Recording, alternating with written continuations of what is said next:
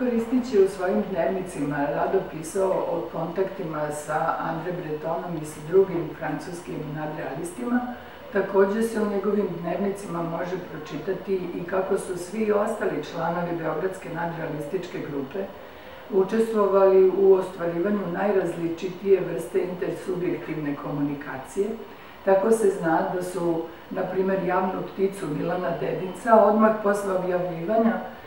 naši nadrealisti poslali francuskim nadrealistima u Pariz. Takođe, jedan od velikih posrednika i komunikatora između Beogradske grupe i Pariske bio je Ivane Živadinović-Bor i specijalno se mora naglasiti njegov veliki značaj čoveka koji je bio vrlo angažovano uključen u istraživanja svih različitih nadrealističkih novih medijumskih jezika, pre svega tu mislim na fotograme, jer zna se da je Man Ray već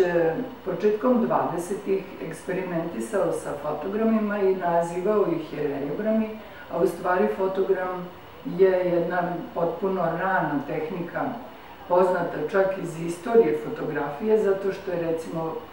Fox Talbot već prvi taj svoj, da kažem, talbotipijski otisak napravio tako što je postavio jednu malu čipku u jedan okvir i izložio je, naravno na prepariranom papiru, i izložio je svetlosti i tako je nastala talbotipija ili kalotipija bez pomoći kamere. U suštini fotogram eliminiše kameru i računa na neposredne otiske svetlosnih zraka i u tom smislu je fotografija, odnosno fotogram, za nadrealiste bila kao neka vrsta otiska snova. Nešto što bi ličilo na automatsko pismo ili na neku poetsku sliku. I vrlo rano je Vane Živadinović-Bor zajedno sa Markom Ristićem, a to znači već 1926. godine, počeo da pravi fotograme i to su bili prvi fotogrami koje mi imamo u našoj istoriji fotografije i naravno prvi fotogrami u avangardnoj umetnosti. Kada je kasnije pisao o tome da li fotogram zaista podrazumeva automatizam misli i da li on nastaje potpuno bez ikakve kontrole i bez ikakvog osjećanja za estetsko, on je sam izjavio da ništa nije slučajno u fotogramu. Naime, da nema fotograma koji nastaje spontano, jer ako bi pogledali danas jedan od njegovih najčuvenijih fotograma koji govori o razbijenoj flašici, onda bismo i sami videli da ako ima 10 takvih fotograma, onda je to značilo da je on razbio 10 flašica, ako je svaki nastao potpuno slučajno i spontano, ali u suštini Vane Bor nam je demistifikovao poteze svoje u izgradnji fotograma nadrealističkog, jer on je rekao da je on zapravo aranžirao određene komadiće staklića, razbijene flašice i tako dobio tu seriju fotograma.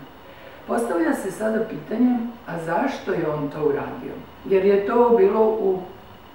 poziciji ili to se ne podudara i ne slaže se sa koncepcijom nadrealizma koja veruje u slučajnost, u objektivni slučaj, u automatizam misli, u taj neposredni kontakt u kome se otkriva nadstvarno.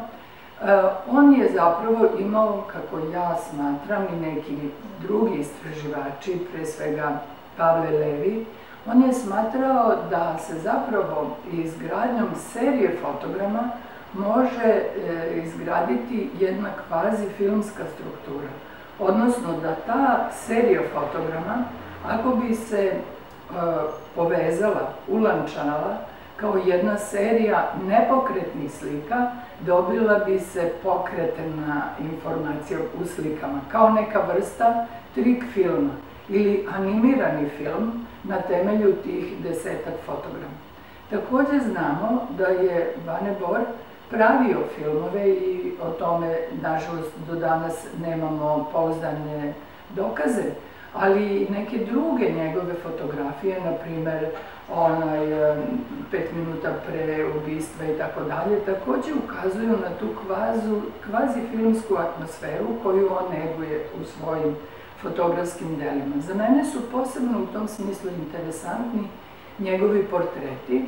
To je specijalno portret Milice Lazović koji ima takvu jednu debelu i duboku senku koja seče nekako njen portret i čini je kao nekakvo dvostruko biće, kao da je to Milica i neki njen dvojnik iz senke. Misterija ljudske glave je možda najbolji ilustrator toga njegovog zalaganja da se koristi i dokumentarna fotografija, ali tu on fotografiše Vladu Habulnika, zagrebačkog glumca, ali tu njegovu dokumentarnu fotografiju, dakle trenutak kada njegov model spava, on dalje kolažno-montažnim postupcima ukomponuje u jedno sasvim novo delo. I mislim da se u glavnom fotografsko delo Vana Živodinovića Bora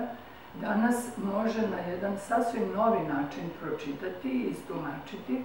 ne samo kao što su nekada to želeli da kažu neuspele fotografije u kontekstu profesionalne fotografije, nego su to fotografije koje otvaraju nove granice i nove istraživanja u kontekstu medija fotografije. On, dakle, nije imao nameru da pravi profesionalne fotografije u smislu kao zanatski perfektne, nego je imao nameru da istražuje samu fotografsku sliku,